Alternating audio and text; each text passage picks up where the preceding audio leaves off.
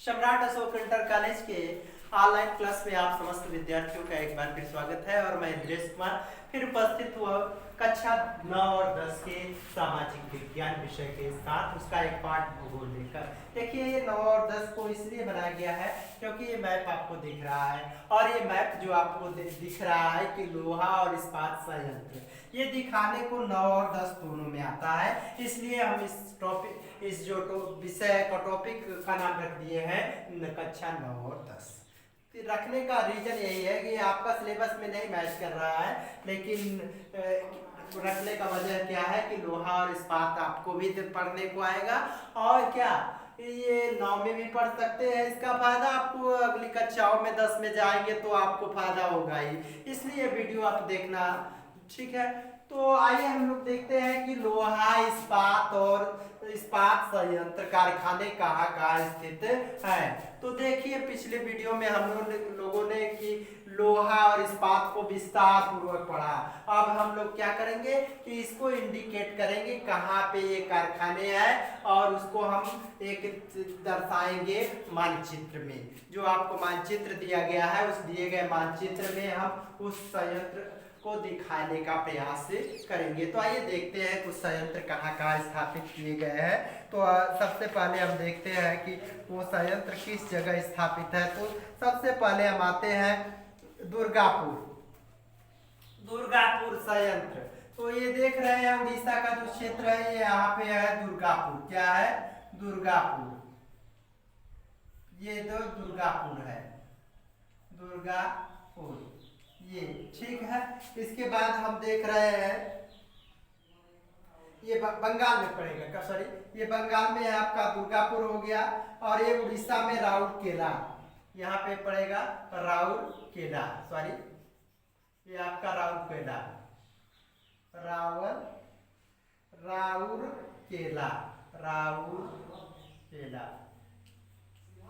ये आपका, ठीक है। इसके बाद हम देख रहे हैं कि ये जमशेदपुर, इसके बगल में क्या हो जाएगा? जमशेदपुर। कौन सा हो जाएगा? जमशेदपुर, ये हो गया जमशेदपुर। फिर उसके बाद हम देखें बोकारो, फिर ये क्या हो जाएगा? बोकारो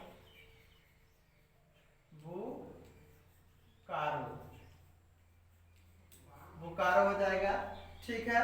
और उसके बाद यहाँ आएंगे हम कहाँ पे? ये मध्य प्रदेश के ये है और इसके बाद ये क्या हो जाएगा? ये कौन सा? छत्तीसगढ़ में आएंगे तो यहाँ पर भिलाई है। क्या है? भिलाई। क्या है? भिलाई। ये कहाँ हो जाएगा? भिलाई। आप देख रहे हैं ये क्या हो गया? भिलाई।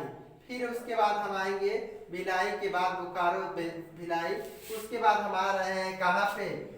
आंध्र प्रदेश के विशाखापट्टनम में। तो ये आंध्र प्रदेश का विशाखापट्टनम है। ये क्या है? विशाखापट्टनम,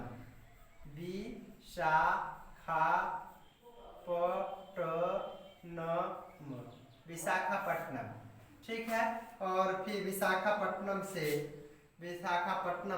और उसके बाद हम आएंगे कहाँ पे? चेन्नई यानी क्या? तमिलनाडु में। यहाँ सेलम है। क्या है? सेलम संयंत्र। यहाँ पे क्या है? सेलम, ठीक है। और फिर हम आएंगे कहाँ पे? कर्नाटक में। तो यहाँ पे विजयनगर है। कर्नाटक में यहाँ क्या है? विजयनगर, ठीक है। और उसी कर्नाटक में ही है भद्रावती। क्या है? भद्रावती। ये क्या है? भद्रावती। कौन सा हो गया? भद्रावती। तो फिर एक बार हम समझेंगे, ठीक है। आपको दर्शा दिए गए हैं और आप समझ रहे हैं कि ये दुर्गापुर कहाँ? बंगाल में। फिर राउरकेला आपका देख रहे हैं उड़ीसा में। जमशेदपुर, बोकारो आप देख रहे हैं कहाँ पे? छत्तीसगढ़, सॉरी झारखंड में। फिर भिलाई आप देख रहे हैं कहाँ? छत्तीसगढ़ में। विशाखापट्टनम आंध्र प्रदेश में। सेलम तमिलनाडु में। और ये दोनों जो क्षेत्र हैं वो कर्नाटक में है, विजयनगर और भद्रावती। ये सब जो है क्या है? लोहा और इस्पात संयंत्र हैं। लोहा इस्पात संयंत्र के जो ये चीज है आपको दिखाया गया है, आप यहाँ पे देख रहे हैं अच्छी तरह से। ये क्या हो गया, दुर्गापुर, राउरकेला, जमशेदपुर, बोकारो, बोकारो बोकारो हो गया, ये भिलाई हो गया, ये विजयनगर, ये सेलम, ये विशाखापट्टनम। तो एल्यूमिनियम अब पढ़ेंगे हम लोग।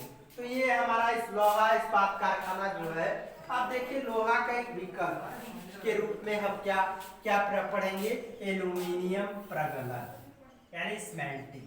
कैसे बनाया जाता है एल्यूमिनियम, यानी एल्यूमिनियम को अयस्क क्या है, बॉक्साइट। एल्यूमिनियम का अयस्क क्या है, बॉक्साइट। और बॉक्साइट जो कच्चा माल है, बॉक्साइट खनन होता है, फिर बॉक्साइट एल्यूमिना, और एल्यूमिना से क्या बनता है, एल्यूमिनियम। ठीक है, तो एल्यूमिना कैसे, बॉक्साइट का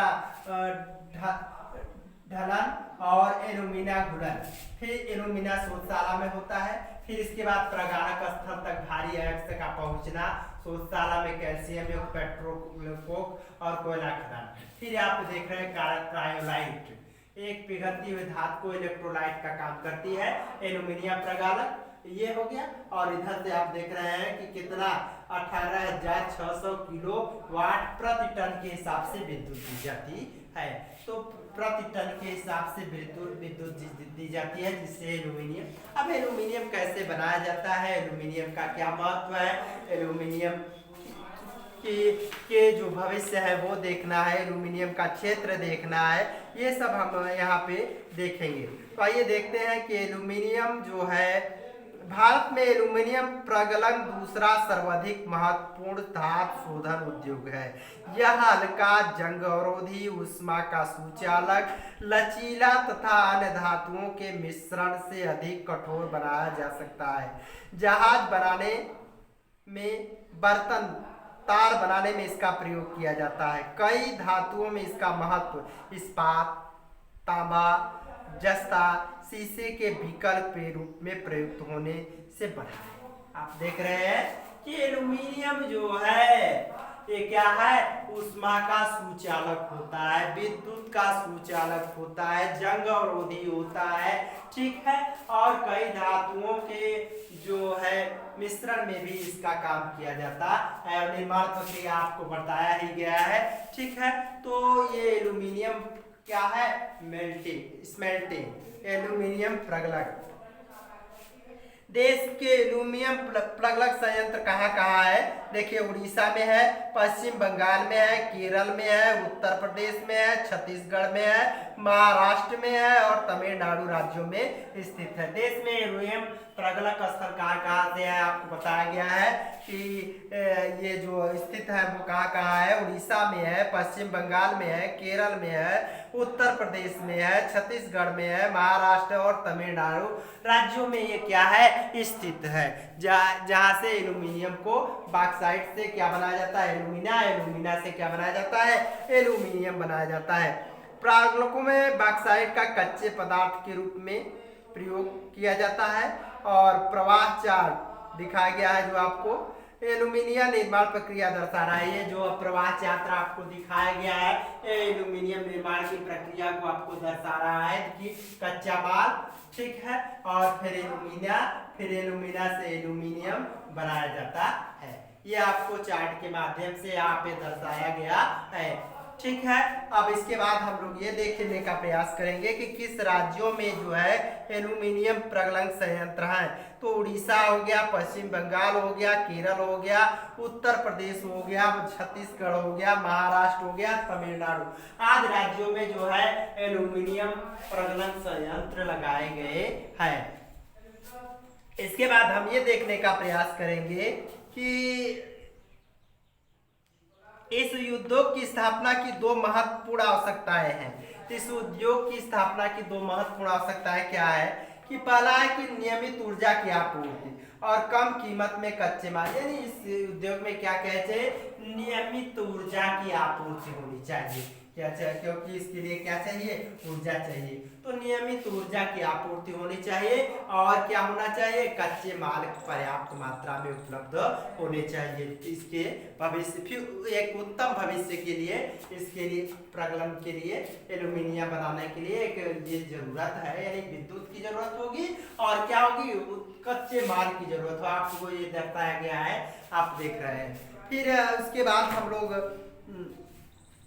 क्या पढ़ेंगे कि रसायन उद्योग, क्या रसायन उद्योग के बारे में हम लोग पढ़ेंगे। ये आपको दिखाया गया है क्या, कि रसायन उद्योग, दूसरा उद्योग हम लोग क्या पढ़ते पढ़ते हम लोग कहाँ पहुंच चुके हैं, कि रसायन उद्योग के बारे में हम लोग पढ़ेंगे।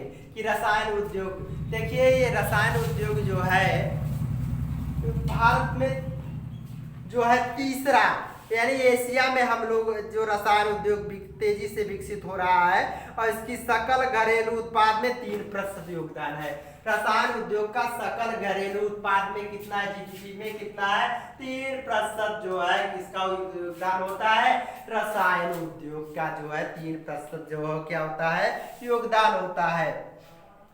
यह उद्योग एशिया का तीसरा बड़ा और विश्व के आकार की दृष्टि से 12वें स्थान पर है। यानी आप देख रहे हैं कि रसायन उद्योग जो है एशिया में तीसरे स्थान पे है भारत, और पूरे विश्व में किस स्थान पे है, 12वें स्थान पर भारत जो है रसायन उद्योग के विश्व के में अपना स्थान बनाए हुए है। कार्बनिक अकार्बनिक दोनों क्षेत्रों में तीव्र वृद्धि से वृद्धि दर्ज की गई है। यानी रसायन उद्योग कितने प्रकार के होते हैं, रसायन 2 प्रकार के होते हैं, कार्बनिक यौगिक और अकार्बनिक यौगिक। यानी कार्बनिक और अकार्बनिक दोनों प्रकार के यौगिकों में क्या की गई है, वृद्धि दर्ज की गई है। तो आइए देखते हैं कि कार्बनिक रसायन में सल्फ्यूरिक अम्ल, यानी सल्फ्यूरिक अम्ल का प्रयोग कहाँ होता है, उर्वरक बनाने में, कृत्रिम वस्त्र बनाने में, प्लास्टिक बनाने में, गोंद बनाने में, रंग रोधन में, डाई आदि के निर्माण में किया जाता है। नाइट्रिक अम्ल, क्षार, सोडा एस यानी सोडा एस, ये इसका उपयोग जो है कांच, साबुन, शोधक तथा अपमार्जक, कागज में प्रयुक्त होने वाले रसायन तथा कास्टिक सोडा भी सम्मिलित शामिल है। इन उद्योगों का देश में विस्तृत फैलाव है। ठीक है। कार्बनिक रसायनों में पेट्रो रसायन शामिल है। कार्बनिक रसायनों में कौन सा, ये अकार्बनिक रसायन थे, और कार्बनिक रसायनों में क्या है, पेट्रो रसायन जो है वो क्या है, सम्मिलित है। कार्बनिक रसायनों में पेट्रो रसायन जो है सम्मिलित है। जो कृत्रिम वस्त्र, कृत्रिम रबर, प्लास्टिक, रंजक पदार्थ, दवाइयाँ, औषधि रसायनों को बनाने में प्रयोग किए जाते हैं। ये उद्योग तेल उद्योगों और पेट्रो रसायन संयंत्र के समीप होते हैं। ये उद्योग क्या होते हैं, तेल उद्योग या पेट्रो रसायन उद्योग के क्या होते हैं, समीप होते हैं। अगला है यानी उर्वरक उद्योग। तीसरा क्या हो गया, उर्वरक उद्योग। यानी जो हमारे उर्वरक को देखिए, आज जो वर्तमान जो समय है वो हम क्या है, रासायनिक उर्वरकों का प्रयोग हम लोग करते हैं। कौन सा उर्वरक का प्रयोग करते हैं, रासायनिक उर्वरकों का दिन पर दिन इसका प्रयोग बढ़ता जा रहा है। यानी हमारे जो जैविक उर्वरक है इसका प्रयोग हम लोग क्या करते हैं, कम से कम मात्रा में करते हैं, और अधिक से अधिक किस कौन सा उर्वरक का प्रयोग करते हैं, रासायनिक उर्वरक का प्रयोग करते हैं। और इस उर्वरक के बारे में हम लोग क्या करेंगे, अध्ययन करेंगे। तो रासायनिक उर्वरक जो होता है उसमें क्या हो जाता है, क्या पाया जाता है, नाइट्रोजन पाया जाता है। और जो नाइट्रोजन जो लगभग क्या कितने 46% जो नाइट्रोजन उर्वरक बनाए जाते हैं। ठीक है। फास्फेटिक उर्वरक यानी डीएपी तथा एल्यूमिनियम फास्फेट तथा कृत्रिम उर्वरक, जिसमें 3 प्रमुख पोषक तत्व क्या है, नाइट्रोजन है, फास्फेट है और पोटास है।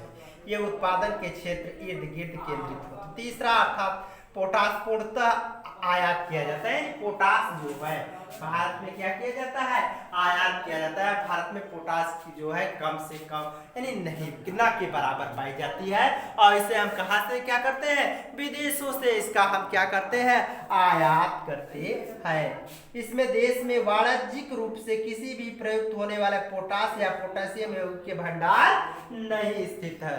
नेक्स्ट है हरित क्रांति के पश्चात यह उद्योग देश के अन्य भागों में फैला। हरित क्रांति आई और क्या हुआ, हरित क्रांति ने कृषि पर क्या कर दिया, बहुत बड़ी परिवर्तन कर दिया। जिसके क्योंकि हुआ, क्योंकि हम क्या प्रयोग करने लगे, रासायनिक उर्वरकों का प्रयोग करने लगे, जिससे क्या हुआ कि कृषि उद्योगों का क्या हुआ, विकास बहुत तेजी से हुआ। हरित क्रांति के पश्चात यह देश के अन्य भागों में फैल गया। गुजरात, तमिलनाडु, उत्तर प्रदेश, पंजाब, केरल राज्य कुल उर्वरक उत्पादन का 50% उत्पादन करते हैं। अन्य राज्य जो है महाराष्ट्र, आंध्र प्रदेश, उड़ीसा, राजस्थान, बिहार, असम, पश्चिम बंगाल, गोवा, दिल्ली, मध्य प्रदेश और कर्नाटक है। इन राज्यों में भी क्या होता है, उर्वरकों का क्या होता है, निर्माण होता है। लेकिन 50% जो है निर्माण, देखे आपको बताया गया कि 50% जो निर्माण होता है वो किन राज्यों में होता है, वो 50% राज्य जो है गुजरात है, तमिलनाडु है, उत्तर प्रदेश, पंजाब और केरल में होता है। बाकी 50% जो है अन्य राज्यों में किए जाते हैं। अब हम पढ़ेंगे सीमेंट उद्योग। कौन सा उद्योग के बारे में पढ़ेंगे, सीमेंट उद्योग। जैसा कि सीमेंट की डिमांड जो है, मांग जो है, इसके उत्तम क्वालिटी के कारण भारत में भी इसकी मांग और विदेशों में भी भारतीय सीमेंट की मांग जो है वो बढ़ती जा रही है। क्योंकि इसकी उत्तम क्वालिटी के कारण जो है भारत में ही नहीं विदेशों में भी जो है भारतीय सीमेंट की मांग जो है क्या होती जा रही है, बढ़ती जा रही है। क्योंकि इसकी जो क्वालिटी है, जो इसका गुण है, वो अच्छे होने के कारण विदेशों में भी इसकी मांग, सीमेंट उद्योग जो है की मांग बढ़ती जा रही है। तो आइए हम लोग देखते हैं कि सीमेंट उद्योग क्या होता है। निर्माण कार्य जैसे घर बनाना हुआ, कारखाने बनाने हुए, पुल बनाने हुए, सड़कें बनाने हुई, हवाई अड्डा बनाना हुआ, बांध बनाने या अन्य कोई व्यापारिक प्रस्थानों का निर्माण में हम किसका प्रयोग करते हैं, सीमेंट का प्रयोग करते हैं। किसका प्रयोग करते हैं, सीमेंट का प्रयोग हम लोग करते हैं। इस उद्योग को भारी और स्थूल कच्चे माल, जैसे अब इसे बनाने में क्या प्रयोग किया जाता है, चूना पत्थर हो गया, सिलिका हो गया, जिप्सम की आवश्यकता होती है। सीमेंट बनाने के लिए क्या क्या आवश्यकता होती है, चूना पत्थर की आवश्यकता होती है, जिप्सम की आवश्यकता होती है, और क्या, कौन सी चीज की आवश्यकता होती है, और सिलिका की आवश्यकता होती है। रेल परिवहन के अतिरिक्त कोयला और विद्युत ऊर्जा भी आवश्यक है। अब इसे बनाने के लिए ट्रांसपोर्ट सुविधा भी चाहिए, रेल परिवहन चाहिए, और क्या चाहिए, विद्युत चाहिए। तो ये जो है सीमेंट उद्योग के लिए आवश्यक है। इस उद्योग की इकाई गुजरात में लगाई गई और बड़े देशों में बाजार की उपलब्धता है। भारत में पहला सीमेंट कारखाना जो है 1904 ईस्वी में कहाँ खोला गया, चेन्नई में खोला गया। भारत में पहला सीमेंट कारखाना 1904 ईस्वी में कहाँ खोला गया, चेन्नई में खोला गया। स्वतंत्रता के पश्चात ही उद्योग का क्या हुआ, प्रचार हुआ। गुणवत्ता के कारण भारत के घरेलू मांग के अतिरिक्त इसका मांग कहाँ है, पूर्वी एशियाई देशों, मध्य पूर्व, अफ्रीका, दक्षिण एशिया के बाजारों में मांग बढ़ी। यह उद्योग उत्पादन और निर्यात दोनों रूप में प्रगति कर रहा है। कौन सा उद्योग, सीमेंट उद्योग। इसकी मांग जो है दक्षिण पूर्वी एशियाई देशों, भारत, फ्रांस आदि देशों में इसकी क्या होती की जा रही है, मांग की जा रही है। क्यों, उत्तम गुणवत्ता के कारण। नेक्स्ट है मोटर गाड़ी उद्योग। कौन सा उद्योग, मोटर गाड़ी उद्योग। तो मोटर गाड़ी उद्योग यानी स्वचालित बस, ट्रक, कार, ये सब जो है ये क्या है, मोटर गाड़ी उद्योग के अंतर्गत आते हैं। मोटर यात्रियों सामान के तीव्र परिवहन के साधन है। भारत में विभिन्न केंद्रों पर ट्रक, बसें, कारें, मोटरसाइकिल, स्कूटर, तिपहिया, बहुउपयोगी वाहन निर्मित किए जाते हैं। उदारीकरण के पश्चात नए और आधुनिक मॉडल के वाहनों का बाजार तथा विशेषकर कार, दुपहिया, तिपहिया वाहनों में अपार क्या हुई, वृद्धि हुई।